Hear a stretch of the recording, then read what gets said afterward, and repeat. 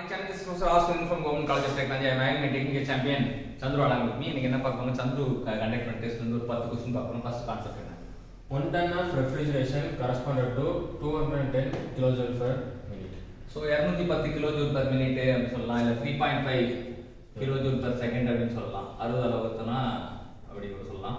So TR அப்படினாங்க. எங்க தல TR அப்படினாங்கல. நம்ம TR அப்படினா நார்மலா வந்து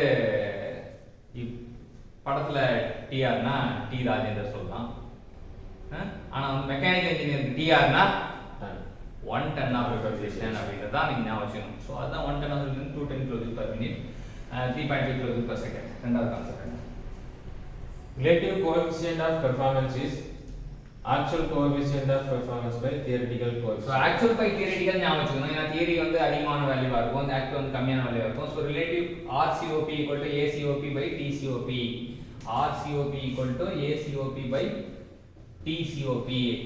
Relative COP equal to actual COP by இது பாத்தீங்கன்னா RAT னா RAT எலிய நினைக்கும் போது relative COP equal to actual COP by theoretical. இங்க ஈஸியா ஞாபகம் actual வந்து கம்மியா இருக்கும், theoretical வந்து அதிகமா இருக்கும். That point. Refrigeration and heat pump working on reversed Carnot cycle between the same temperature limits.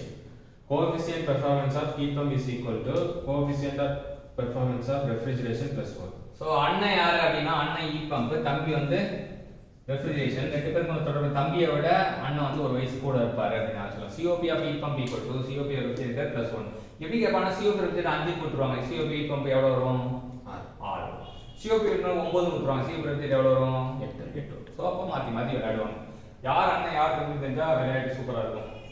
Bell-Coleman cycle used for air refrigeration system is reversed Joule cycle. So reverse Joule cycle இன்னொரு பேர் தான் Bell-Coleman cycle. அதை எங்க பயன்படுத்துறாங்க அப்படினா ஏர் refrigeration சிஸ்டம்ல use பண்றாங்க. ஏர் refrigeration சிஸ்டம்ல நமக்கு ரெஃப்ரிஜரேட்டர் வந்து ஏர் தான் யூஸ் பண்ணுவோம்.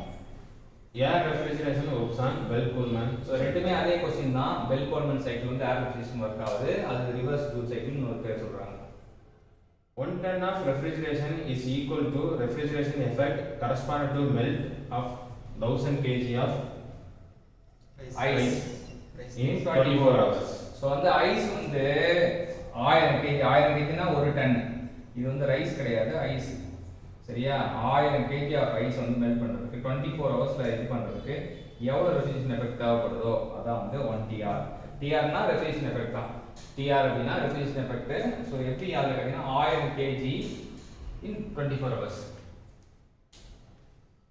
1 ton of refrigeration is equal to 3.5 kilowatt. So இந்த கேள்வி சேமே தான். இங்க 3.5 kilojoule per second னா கிலோவாட் தான், kilojoule per second னா ஒண்ணே தான். Theory of thermocouple is Seebeck effect. So theory of thermocouple ல என்ன இருக்குன்னா Seebeck effect பயன்படுத்தி தான் thermocouple ஒர்க் பண்றாங்க. The air conditioning of aeroplane using air as refrigeration, the cycle used is air conditioning aeroplane தான் பண்ணுவாங்க. அது என்னன்னா ரிவர்ஸ் பிரைட்டன் சைக்கிள். சோ இந்த கேள்வியும் ரிவர்ஸ் ஜூல் சைக்கிள்னாலும் ரிவர்ஸ் பிரைட்டன் சைக்கிள்னாலும் பெல்-கோல்மன் சைக்கிள்னாலும் எல்லாம் ஒண்ணுதான். சோ 9 கான்செப்டா இருந்தாலுமே சோ டிஆர் ரெண்டும் ஒரே கான்செப்ட் தான். அதுக்கு அப்புறம் இந்த பெல்-கோல்மன் சைக்கிள் 3 क्वेश्चन ஒரே கான்செப்ட் தான். சோ இந்த டிஆரும் அந்த டிஆரும் இப்ப டிஆர்ல 3 கான்செப்ட், இந்த 3 கான்செப்ட். சோ மொத்தம் 6 கான்செப்ட் வந்து 2 கான்செப்ட் ஆயிடுச்சு. ஸோ மொத்தம் 9 கான்செப்டையும் நம்ம கற்றுக் கொடுத்த சந்துருக்கு